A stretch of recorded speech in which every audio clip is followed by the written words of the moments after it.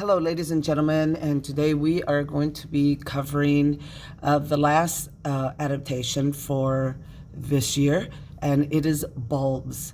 So it says, what's a bulb? It's a rounded underground storage organ found in some plant that lies dormant, and I put non-growing or asleep over the winter. And really I need to edit that and say over the winter or during droughts. So you know what bulbs are, and I'm going to show you one, probably the bulb you're most familiar with. Let me turn my screen around. This is a bulb. You know a bulb. This is onion. An onion is a bulb. This is the rounded storage organ that goes under the ground, and it's going to be there until either the rains come or the warmth with rains come, and then something will signal the plant inside and say, hey, it's time to grow now. And what's going to grow is this, the leaves. The leaves, and just as important as a flower. Okay, so onions have actually really pretty cute flowers, but they smell like onions. They don't smell sweet. So this is what's going to happen when this gets enough water and warmth. So you can see there's root hairs down here, and you can see that they've grown a little bit more because I put them in water. So when the plant gets a chemical signal saying, hey, there's water, the root hairs start to grow to be able to absorb more. And they want to do that because inside of the onion is kind of the plant waiting, okay?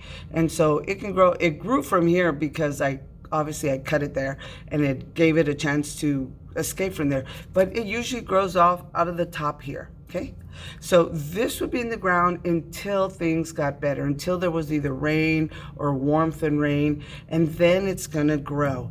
And let me go a little further back. You can see I just put this in water like maybe a week ago. And because I noticed it did have a little bit of green on top, and look how fast it grows. So bulbs are very, very fast growing. Very fast growing plants, because they usually have a short time. It's not going to keep raining forever, or they may not.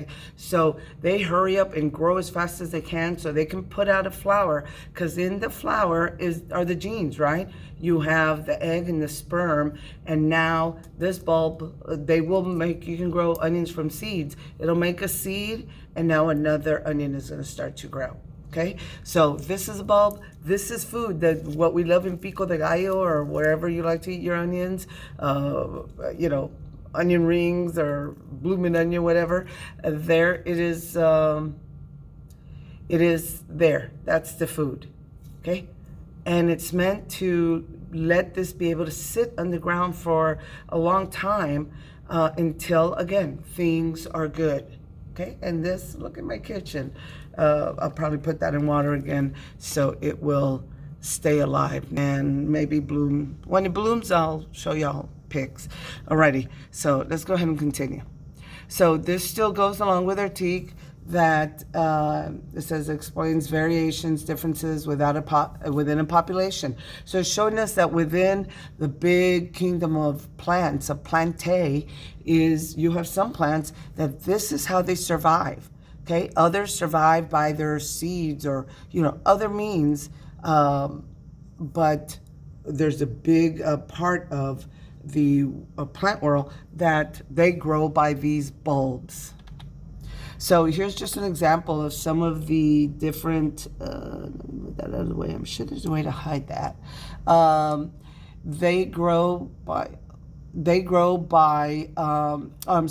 They disperse. Their adaptation of getting their genes out there are different. It can be by wind. The wind helps it disperse and get it out there, by water, by animals, by busting open and shooting their seeds out, or by having these bulbs stay in the earth until things are good. So let's look at some example of those types of organisms. So dandelions are probably the best example. And you can see that it's almost like a little parachute, and this little thing here, that's the seed. So the advantage of this is that it's very little energy for the plant to get the seeds are powered by the wind, and it can blow it far away, which, you know, if you like to garden, that's not a good thing because these dandelions can grow very, very easily once the seed touches the ground. But they use wind power. Some of them use the water. This type of like water plant, sort of like a water lily, puts out, this is its flower, and there are the seeds. And what they do is that they just fall into the same water where the parent plant is, and then they just drift around either down the river or around the pond, and then they establish their own plant. Another way that seeds, another adaptation, is to have animals help. Birds will eat seeds, I always see, I have this little chili plant, chile quipin, and the birds love it. They eat it, and then they sit on the fence and they poop out the seed. So the seed actually counts on the bird to eat it because its stomach acid will burn away the outside coating and then prepare the seed to hit the ground. So all along my fence line, I can find these, even though I didn't plant them, the birds poop them out there, and I have plants growing. This doggy has all kinds of stickers on it because that's how stickers work. That's why they're pokey, so they can get on the fur of animals, and then as the animal is walking, they drop them, and now they've done them the favor of dispersing their genes and their seeds. I'll show you this one at the end because it would not let me. This is why they blocked me. I don't know why. But some of them bust open, and we'll watch it because it's pretty funny. We'll watch that when they bust open and the seeds spread all over. And you know, seeds want to move away. They don't necessarily want to fall right under their parent because then it might not get any sunshine. It'll be under the leaves of the parent, and then it did it no good. So they like their seeds to be spread out further. And then there's bulbs, and which is what we're talking about. This is garlic. Garlic is a bulb. This is like a tulip. They use this flower a lot for Easter. It's like my favorite flower. And then the onion, like I showed you, and you can see here. Here's the part that is using the food, that is the onion. And it is just waiting for things to get good to start sprouting. And you can see that one sprouting much like mine did. We're not going to be able to watch you. No, stop, or else they're going to penalize me. Okay. Oops. Alrighty. So what bulbs do is that, again, the bulb, and these are a little bit above ground, but they, some of them are really deep below. And when things are good, this leafy green part grows out. They have flowers, but again, the garlic also real pretty purple little flowers, but they smell like garlic. But they stay. The ground protects them from completely freezing. It hides them from animals. Squirrels love to eat bulbs, like flower bulbs like this.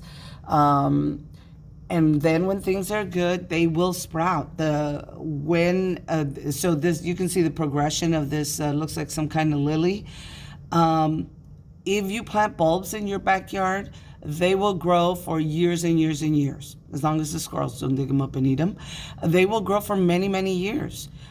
This part will die, and this part will remain, and you can keep enjoying them year after year. An old house I used to live at, I was surprised one spring when all these flowers started growing, and they were humongous, called alliums. They're part of the onion family. They were beautiful. And then it became, now I figure out why there were always squirrels in that particular area, and I started covering it like with a wire mesh so they wouldn't get, dig them out and eat them. But so this bulb can continue for many, many years to produce flowers that has the sperm and egg that will continue to put out its genes. Alrighty, but I wanted to show you there's other, besides bulbs, there's also other root vegetables that provide their up-and-coming plant with food. Carrots, they didn't make carrots. Carrots didn't get created to feed us. It just, we discovered them and thought, pretty tasty. We don't eat this green part, but the carrot itself feeds this green part of the plant. It provides it with nutrients and sugars. That looks like a beet to me, same thing. This looks like it might be bok choy. So the advantage to some of these, like the onions, is you can cut the top. If we eat this leafy green portion, then the plant will continue to grow the next year. Potatoes, once you pull them out, of course, the plant will die as well. But other plants do provide storage. But that's what fruits and vegetables are in general. They are, when you open a fruit or vegetable, what do you find? You find seeds. And that fruit or vegetable matter is meant to protect and to give food to the seed until it's able to get into the ground and start fending for itself. Just some carrots, we pull them out. We don't eat that top leafy green portion, but of course we eat the bottom. Okay, so what's the advantage to this? Well, bulbs usually have what's called a short growing season. And you can tell, you saw how much that onion I brought grew from 1 week to another. They grow really, really fast. So in some parts of the world, they only have a very short spring. And then they go from very cold winter, short spring, to a long, hot summer. And Texas, kind of an example of that. But in many other places around the world that these fruits and vegetables, in this case vegetables, or bulb vegetables, originated from. So they grow really fast, the leaves, and so they're able to get that flower up with its genes going really quickly. The bulb is where the food is for the live, it's called a germ, not that it's like an infection or a sickness germ, but it's just what starts off the plant. And it does this, that onion gives it food if there's no water, like during the winter or a drought, or the temperatures are just too hot or too cold, then the bulb can stay underneath and just wait till things are better. When it rains, when it warms up, or even better when both of those things happen. Okay, so that's it. You just have your exit quiz is just that discussion question that I want you to fill out. Tomorrow there is a test over adaptation. I will have the notes up that you can use, the electronic notes, but even better, put it in your notebook, because just the fact that you're reading and writing it again helps commit it to memory. So this is what should go into, let me scoot it over, into your notes. That, again, a recap, bulbs are an adaptation when there's short growing season. They're able to grow their leaves and their reproductive organs, like their flowers, really quickly. The bulb is the reserve, the food that's there, waiting until there is water or temperatures get better. And then they get growing, once things are good. And then the other definite advantage I didn't put there is that they can grow year after year. The same bulb will continue to produce flowers and spread its genes out year after year. And I think that is the end of our notes. Yep, that's just a repeat I need to get rid of. But that is it on bulbs. And I love tulips. Those are like my favorite flowers. And that's a bulb. Alrighty, guys. I'll see you tomorrow.